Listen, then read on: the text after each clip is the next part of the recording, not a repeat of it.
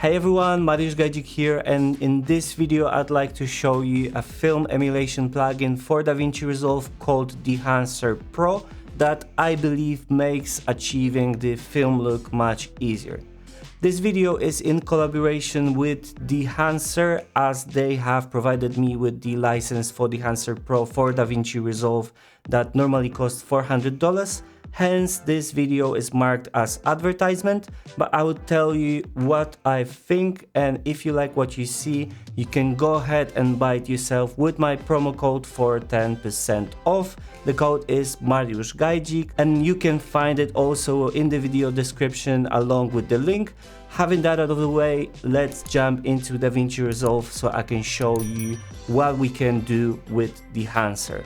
So as you can see, we are now in Davinci Resolve and we have our color tab open over here, and we're gonna go ahead and start using Dehancer. So to use the Dehancer, I'm gonna use an extra node. So I'm gonna do Option S to add another node, and I have our Dehancer in film emulation in the effects. So if I go into effects, it's gonna be on the bottom in film emulation, and I'm just gonna drag it over to the second node I just made.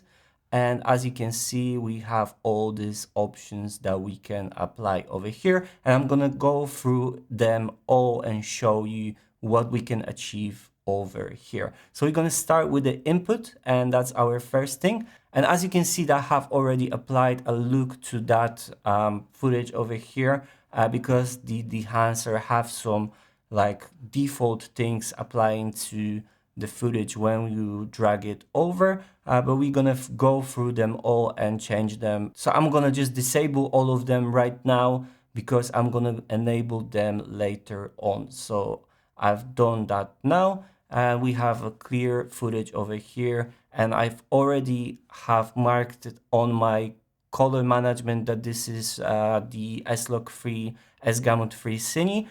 So that's converted to Rec 709 over here, but we can also do that conversion over here, and I'm going to show you that on other clip in a minute.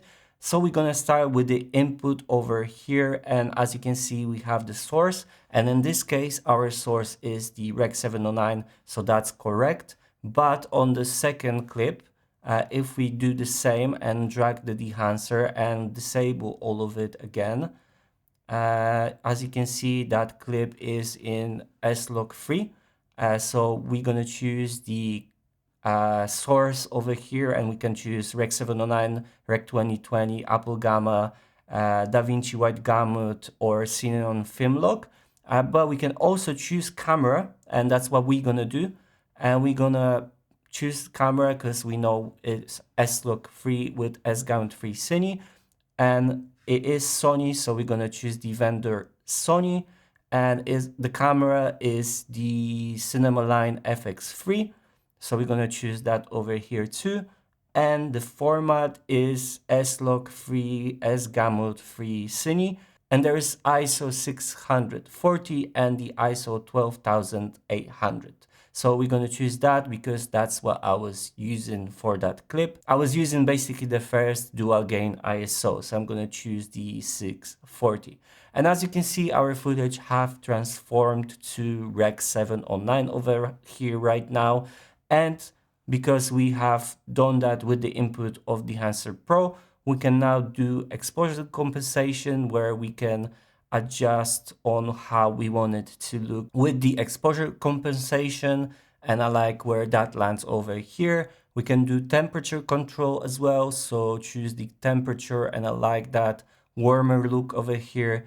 We can choose the tint control as well, and we can also control the fringe, but I'm not gonna do that in this case. So we're gonna move on to the film, and as you can see, if I enable that, we can already see the film profile applied, and we have so many profiles for film over here. It's unreal. I cannot believe we have so many films over here. So the default is Kodak Vision 3 250D, but we can choose any other profiles like Kodak Portra 160, Kodak Portra 800, let's say some Lomochrome, purple, which is a crazy look over here, Konica Minolta film, and so on and so on. Maybe some Fujifilm if you like. So there's so many looks over here that it's quite hard to go through them all in this one video, but I can show you some of them, and you can see there is so many different looks over here. It's just unreal how many looks we can do. So we just gonna use the Kodak Vision 3 250D because that's how I want to show you what we can achieve with that look, and then we're gonna copy it to some other clips I have on here so you can see that this applies to some other footage as well. So we're gonna choose that Kodak Vision 3 250D, and that's what we're gonna work with. But we can also push and pull it, and that changes the contrast. If we push it to two stops, the contrast gets lower, and if we pull it, the contrast gets higher. So you can see that in our case, I like that we push it a little bit. Then we have the film developer, and here we can again boost the contrast or decrease the contrast, and I like to decrease the contrast over here.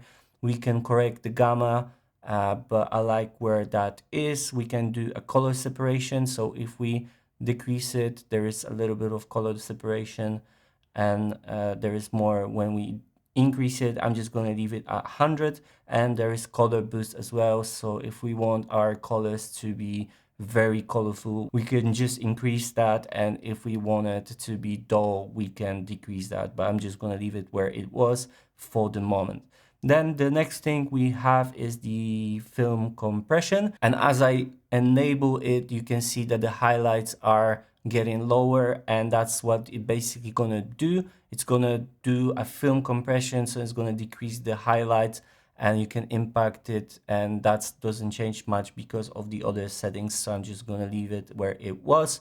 But we can choose the white point, and as you can see, the white point changes. I'm just gonna leave it where it was, and we can change the tonal range, and that's gonna do a compression as well, so the footage is flatter. So we're just gonna leave it where it was because I like how that looks. And then we have the color density as well, so we can just do that, and that doesn't change too much in this case, so I'm gonna leave it how it is. Then we have the expand panel. So if we do that, there is nothing happening at the moment. So we can change the black point and expand it, again, decreasing the contrast.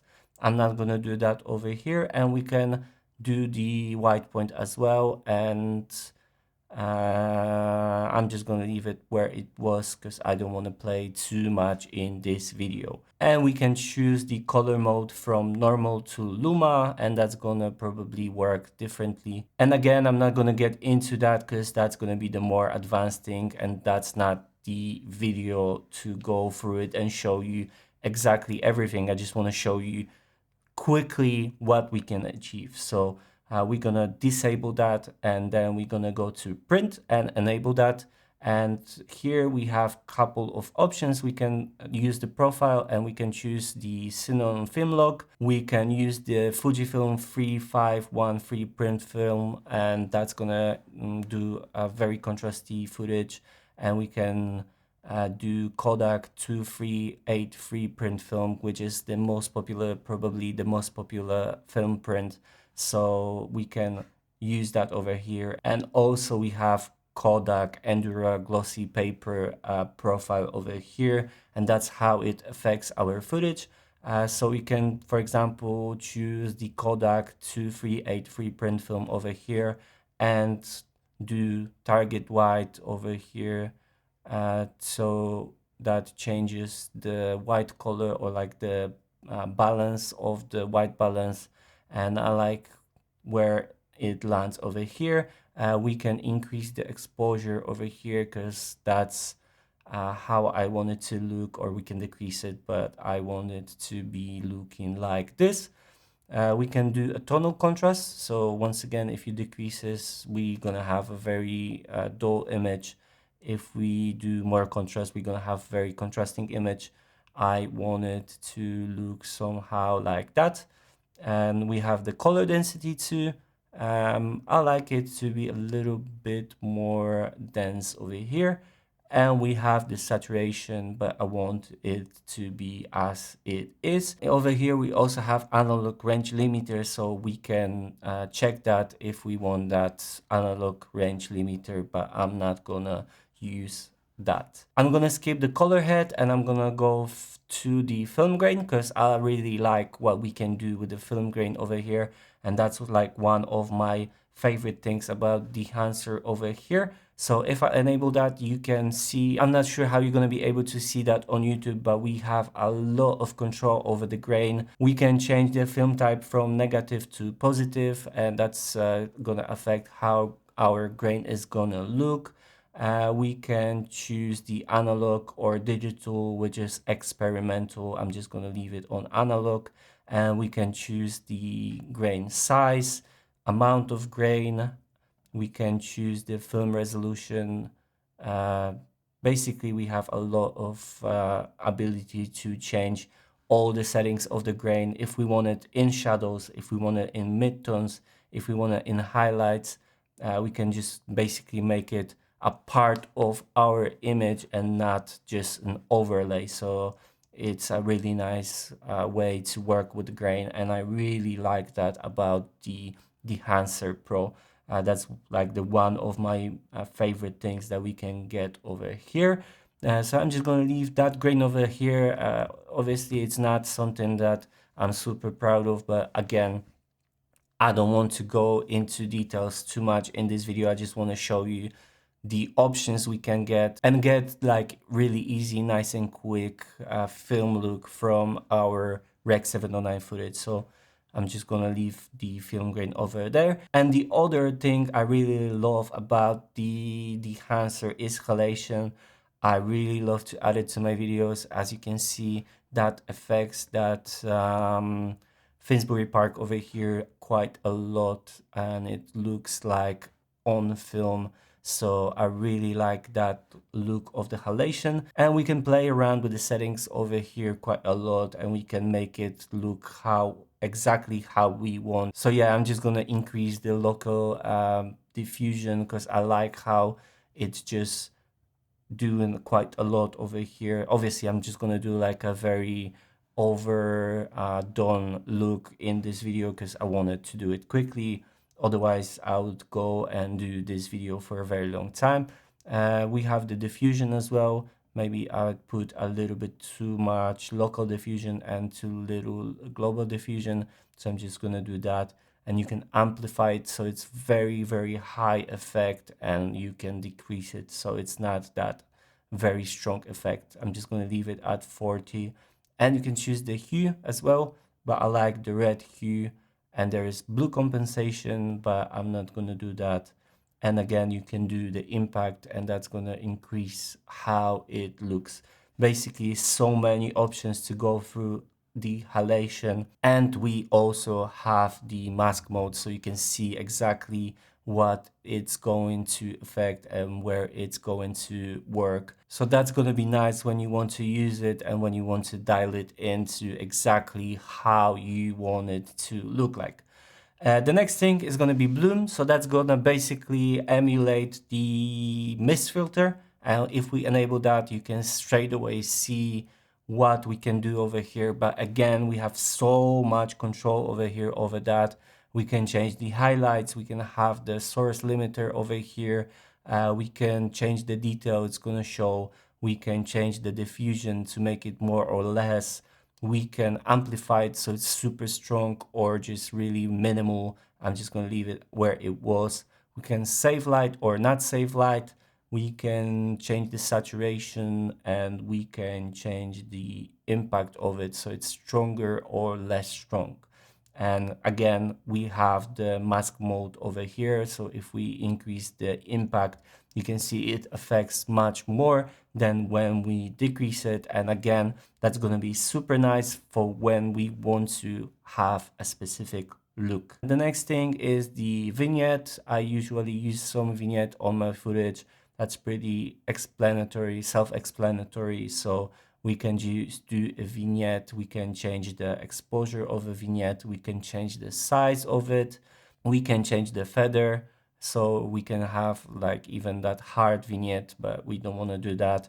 And we can change the aspect ratio. So basically, again, so many options for vignette, and I really like that over here too. And I'm gonna skip the film breath, gate wave, and I'm gonna go to monitor, because that's really nice, because you can put the false color over here and see the exposure straight on an image, and you can have the clipping indication as well. So that's really nice for when you want to correct your footage properly and see your IRE and work this way. Really nice feature again. And the last thing I want to show you is the output, where you can just basically change the impact, the total impact of the look which is created. And yeah, if you feel like at the end it's too much, you can decrease it and make it a little bit less. So that's how we could leave it right now. And also you can do a lot from that look. You can basically export LUT, which is super nice again, because you can use that LUT later on your monitor or on your footage if you want to, without doing that correction once again. So you can just export the LUT and save it where you want and work this way, and you're gonna have a really nice LUT for when you using the external monitor and filming, and you're gonna see the look you will achieve in Dehancer in the editing. And now I'm just gonna show you that if I copy that from that clip to some other clips that I have over here, it's gonna work again. As you can see, that converted to Rec 709 and gave me that look over here. If I disable film, you can see that this look is much different. If I disable film development, if I disable film compression, and especially the bloom and halation, you're gonna see that a lot. Obviously that look isn't made for this bright image, but it still sort of works. And now you can see that over here as well, and you can see that over here on that look, and you can see that over here that it works really well on that footage too. And over here it makes it look really nice, and over here it makes it look really nice as well. And here, if I paste it over here, as you can see, we have the wrong source over here. So if we move it to Rec 709 from what we had over there, it works really well too. So this is our Rec 709 over here, and this is our film look with all the options over here, like the halation, like the bloom, like the vignetting, etc. So Rec 709 and the film look made with Dehancer. So as you can see, we have plenty of options to work with our footage and achieve the film look we like. And I personally think that Dehancer is very easy to use, and I will definitely be using it in my future projects, as it will help me achieve nice looks faster. If you'd like to get it yourself, you can go ahead and use my promo code mariuszgajdzik for 10% off to purchase the Dehancer on their website, and you can find the code and the link to it in the description of this video. If you enjoyed this video, please leave it a like, subscribe to my channel and ring the bell so you don't miss any of my future videos similar to this one. And please also check out my Instagram, where I try to post daily about what's up with me and what I'm currently working on. This is everything for this video. Thanks for watching, and I hope I will see you in the next one. Bye.